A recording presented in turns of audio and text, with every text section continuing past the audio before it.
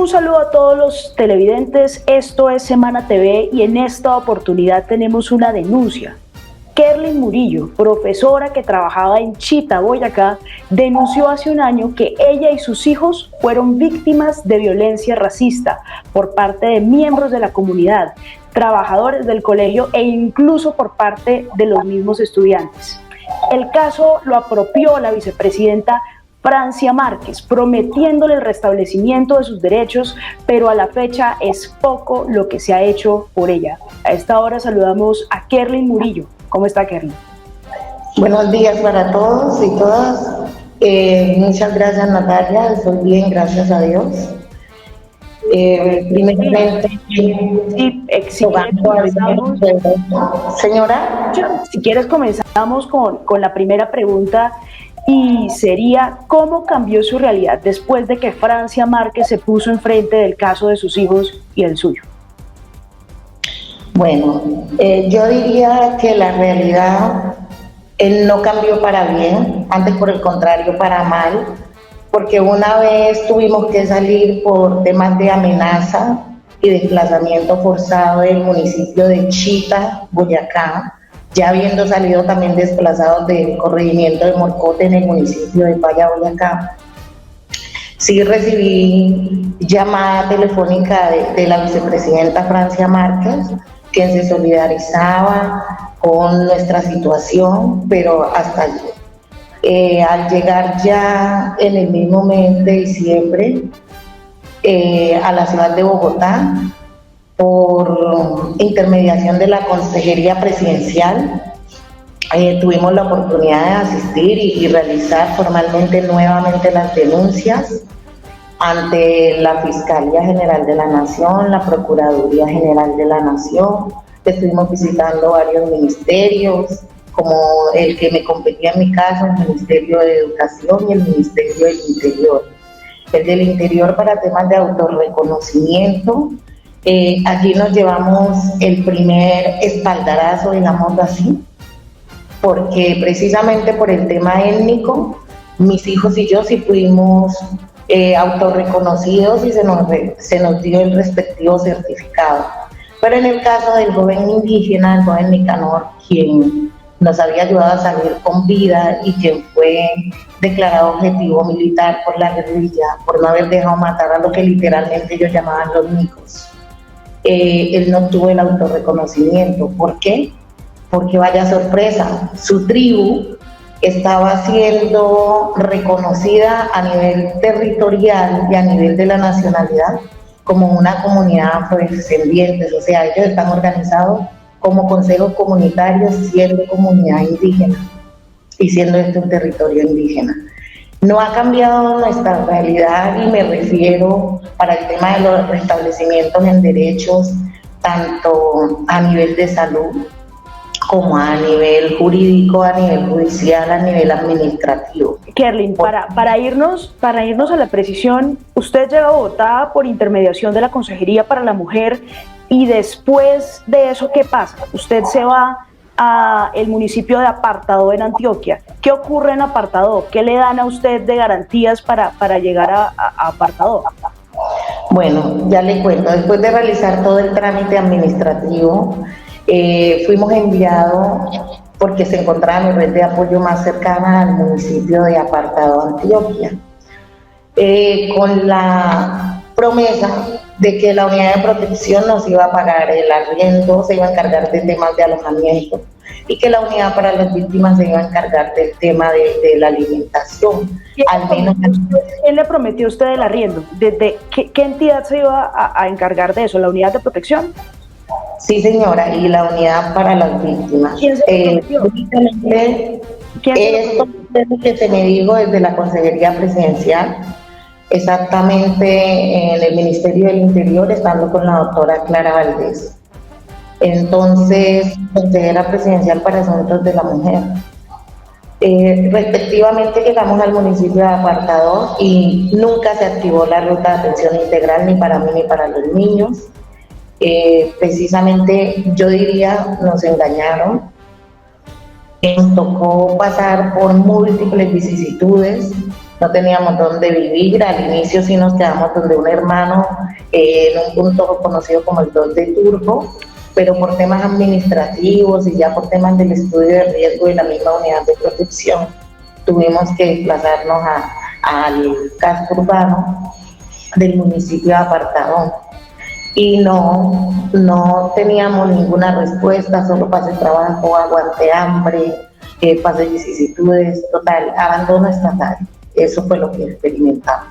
Nos tocó pedir en las calles, andar prácticamente en condición, diríamos nosotros, como de refugiados, en el sentido de que parecíamos unos inmigrantes, calle para arriba, calle para abajo, los niños sin estudiar, los tenían bloqueados en el CIMAC, duraron medio año sin estudiar, un año completo sin salud, atención médica, en el caso mío lo mismo, y cada que nos enfermábamos nos teníamos que ir a los hospitales públicos y se nos cobraba el acceso a la salud, porque en medio de la tramitología solicitábamos a la Secretaría de Educación, a la fiduciaria, al FOMA y a la misma EPS el traslado de la salud para el sitio de atención en el que estábamos, y no era posible. La respuesta era que yo no trabajaba para Antioquia, que trabajaba para Boyacá y que por tanto mi salud seguía allá.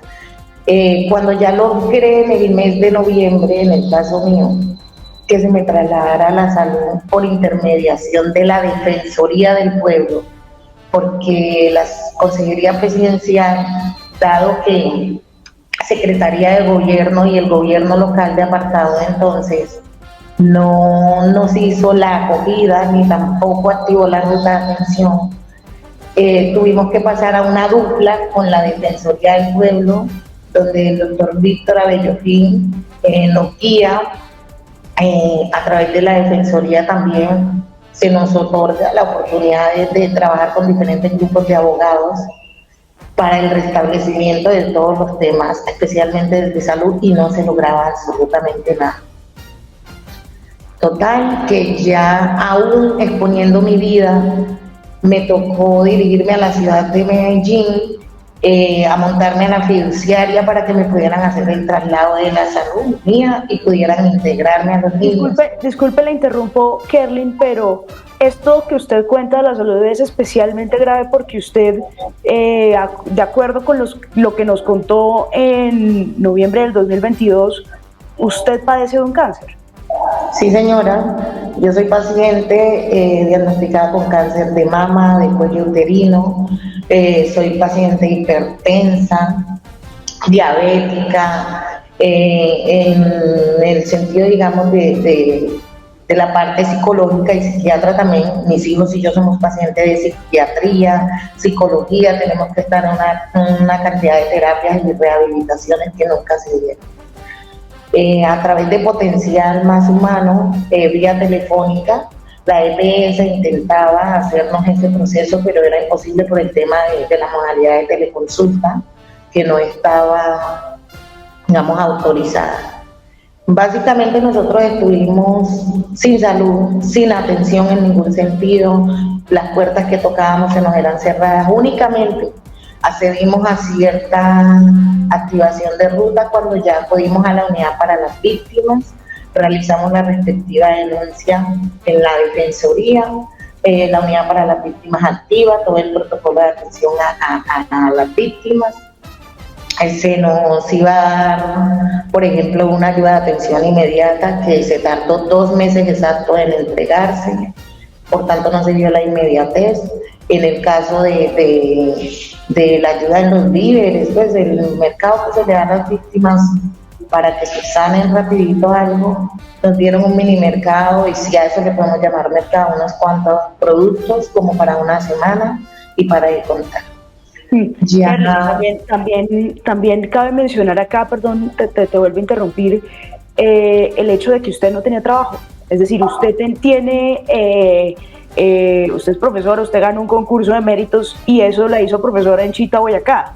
Es decir, usted le solicitó al Ministerio de Educación que la trasladaran a apartado y eso no ocurrió hasta hace muy poco. Cuéntenos también de eso. Bueno, en temas administrativos, desde entonces, dada la contratación como docente de provisionalidad, que había ganado, digamos, esa plaza a través del sistema maestro, yo solicito desde el mes de enero mi traslado por razones de seguridad en condición de docente amenazada a la Secretaría de Educación Departamental de Boyacá. Y en reiteradas ocasiones la respuesta fue negativa. Se esperaba simplemente el estudio de riesgo de la unidad de protección, salió la resolución de inclusión como población víctima del conflicto armado, por el caso tanto de Paya como de Chita, porque se corroboró la incidencia del grupo armado en la situación. También se corroboró a través de la unidad de protección, el estudio de riesgo nos salió extraordinario y pese a que la normatividad es clara de qué se debe hacer en estos casos, ni el Ministerio de Educación ni la Secretaría de Educación Departamental de Boyacá tuvieron a bien realizar el respectivo traslado. Antes, por el contrario, me tocó salir también en redes sociales y denunciar porque se me estaba de una u otra manera acosando, acorralando y persiguiendo laboralmente. Me estaban incluso constriñendo desde el mismo Ministerio de Educación para que yo de automático presentara mi renuncia al departamento de Boyacá, con la amenaza de que si no lo hacía, al día siguiente se me declaraba insubsistencia y con ese abandono de cargo me iban a dañar el proceso que traía en el concurso de méritos que había ganado recientemente para el departamento de Antioquia. Por esta razón, también tuvimos que reunirnos con la actual ministra de Educación, en ese entonces viceministra, la doctora Aurora Vergara, la consejera presidencial, entonces, la señora Clemencia Carabalí, el doctor Arturo Charria, que era el jefe de fortalecimiento educativo del Ministerio de Educación, todavía lo es, persona que también había estado a cargo de la investigación de casos ya en el ente territorial total, y quien tuvo a bien mediar la situación entre la Secretaría de Educación y nosotros. Y respectivamente también la doctora Clara Valdés y otras, del cual también le aporté a ustedes una relatoría y una línea de tiempo de lo que se habló en esa reunión.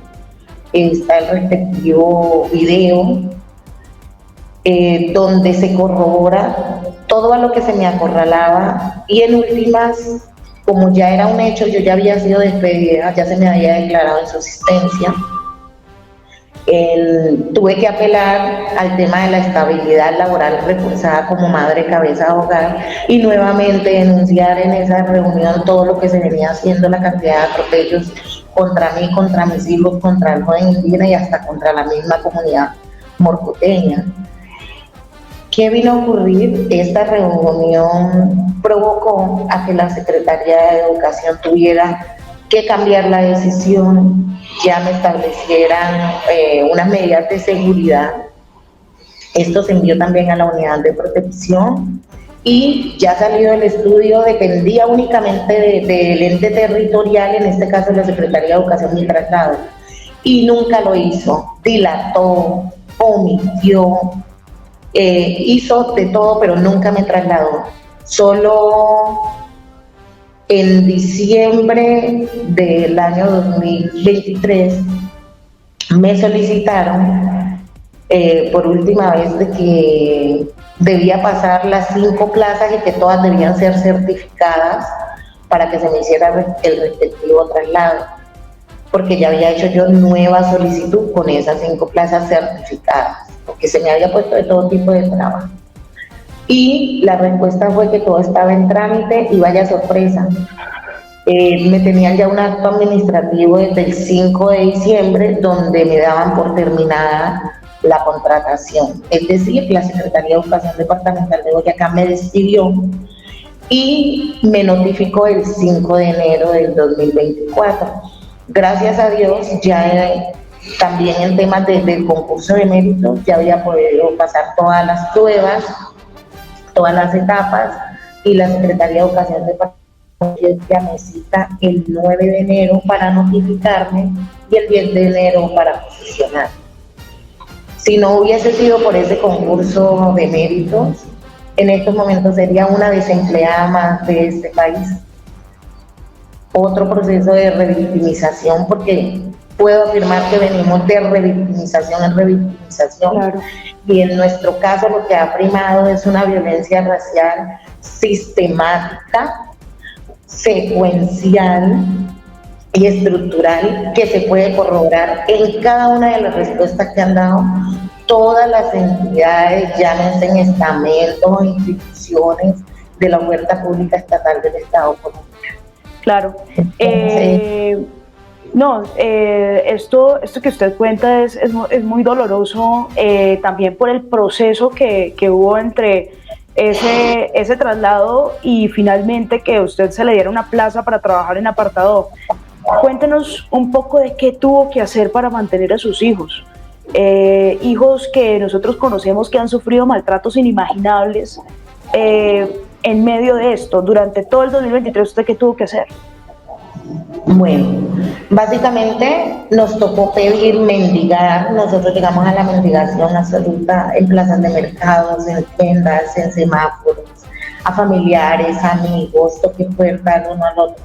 La gente ya estaba harta de tanto tener que ayudarnos. Ya no había prácticamente, digamos, las condiciones como para la gente socorrernos. ¿Por qué? Porque aunque contaba con el salario, porque hay que aclararlo, la Secretaría de Educación se encargó de mediar con la Consejería Presidencial para que se me pudiera dar el salario en el tiempo que estuviese, digamos, en la condición de amenaza, y se me pudiera tramitar el traslado al ente territorial que se escogiera.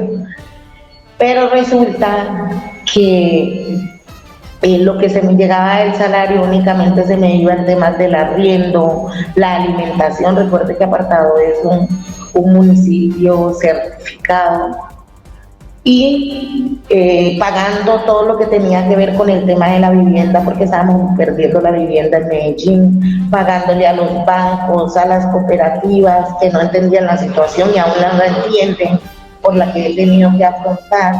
Entonces, tratando de ponerme al día y financieramente para no perder la vivienda. Y al fin y al cabo, hace una semana, prácticamente la cooperativa Confiar se quedó con nuestra vivienda por aviso de la cooperativa Codescom. ¿Por qué? Porque no tenía cómo realizar el cierre financiero. El cierre financiero se me agravó, dado que se me venció el subsidio de la Caja de Compensación Familiar con FENALCO, subsidio con el que contaba desde hacía por ahí unos 10 años. Se me estaba venciendo el subsidio del ISPIMED, todavía no se me había aplicado para el subsidio de Mi Casa Ya o de concurrencia. También se me estaba venciendo el subsidio de Viva, y en este orden de edad todo se me despejó. Y en el afán de al menos tener el techo, procuraba que lo poco que llegaba fuera para solucionar, pero no, me era imposible. En estos momentos tuve que denunciar el hecho también del tema de la vivienda en redes sociales.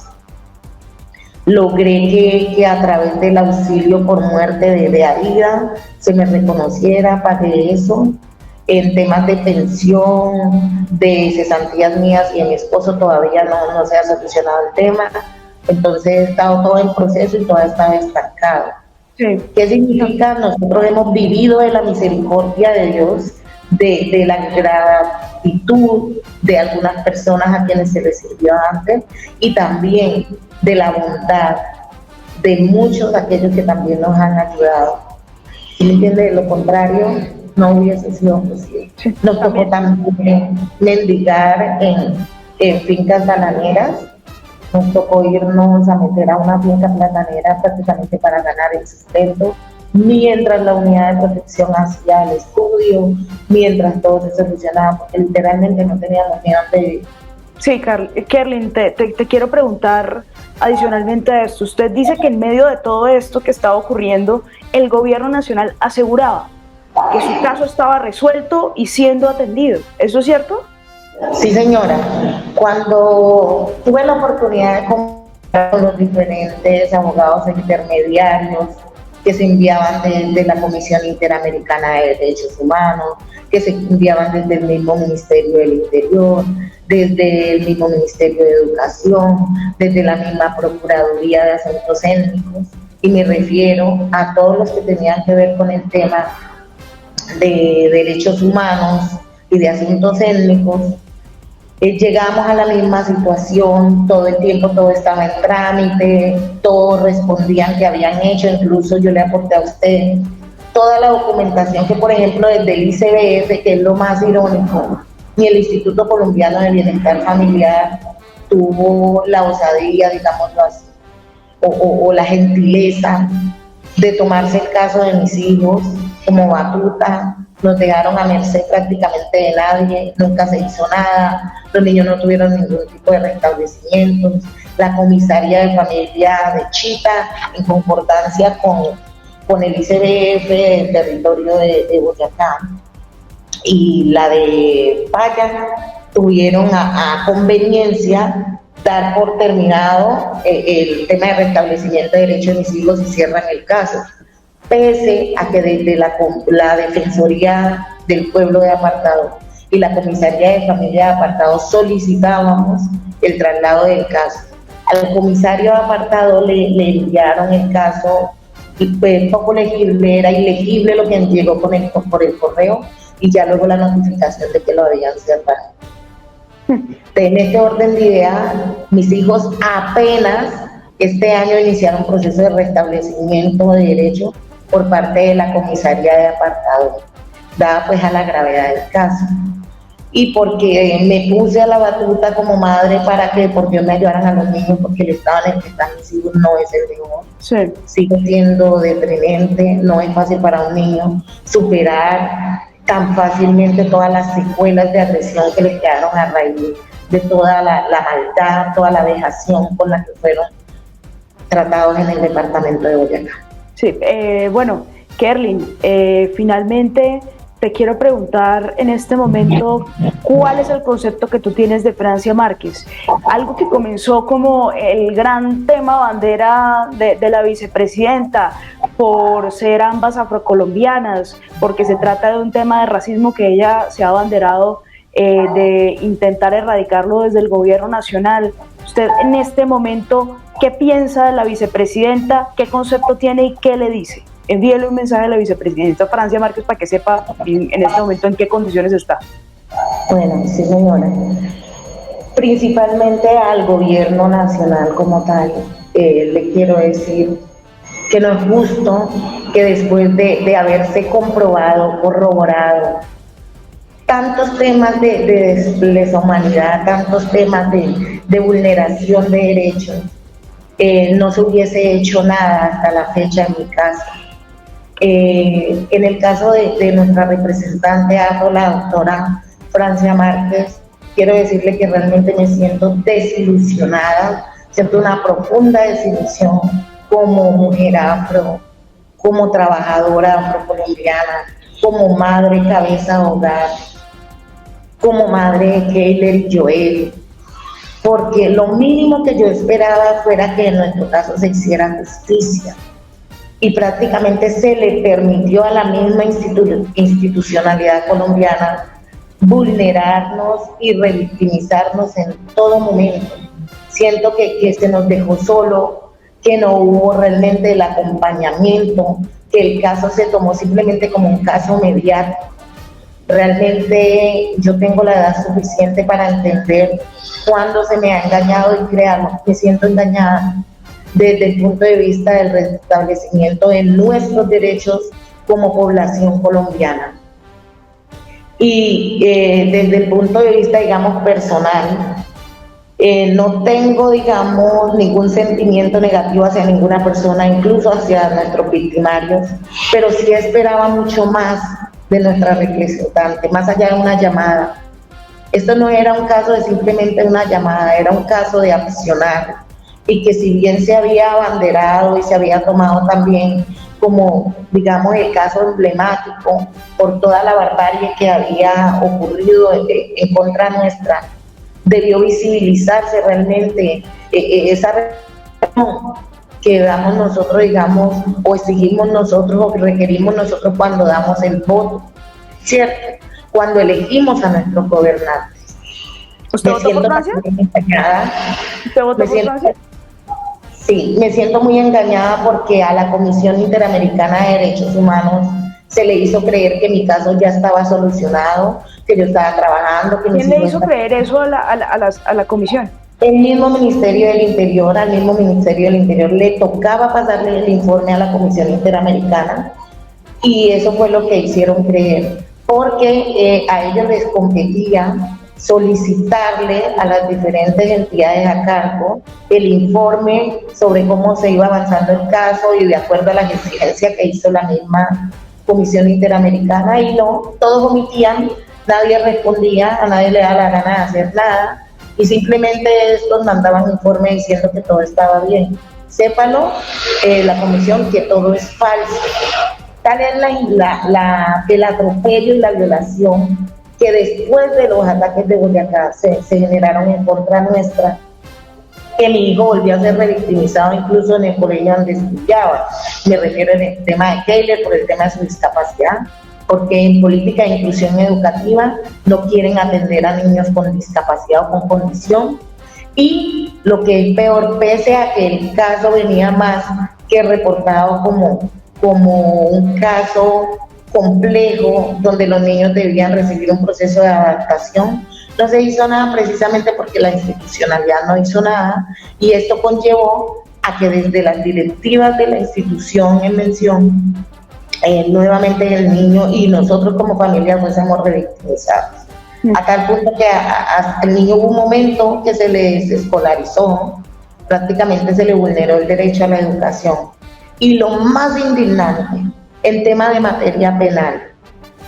En estos momentos me tocó hacer nuevamente una queja ante la Personería Municipal de Apartado, con copia a la Procuraduría General de la Nación, a la Procuraduría de Asuntos Étnicos y demás entidades involucradas, por el tema del acoso laboral y de la persecución, porque en diciembre del año 2023 yo interpongo una acción de tutela en la que el gobierno nacional prácticamente se exime de toda responsabilidad con respecto al tema de vulneración de nuestros derechos, aludiendo de que es responsabilidad del territorio de Boyacá.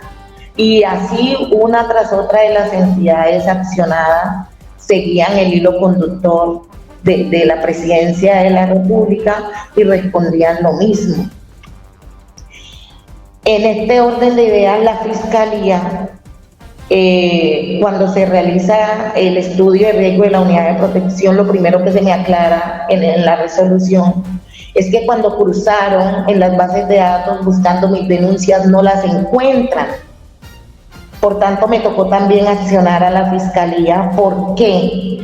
Porque hay 3 casos marcados en que la Fiscalía General de la Nación no ha hecho nada por la víctima, y en este caso por las víctimas, y hablo de caso personal mío. Primero, caso del 2019, donde mis hijos fueron abusados sexualmente, asediados carnalmente, por el señor Lord Violocet Lemon Rentería, y que pese a que se tuvieron las pruebas de medicina legal, todo lo que hizo el proceso investigativo la misma Fiscalía en la ciudad de Quito, ese señor, pese a que fue capturado, en estos momentos anda en libertad porque no le han hecho simplemente un juicio condenatorio.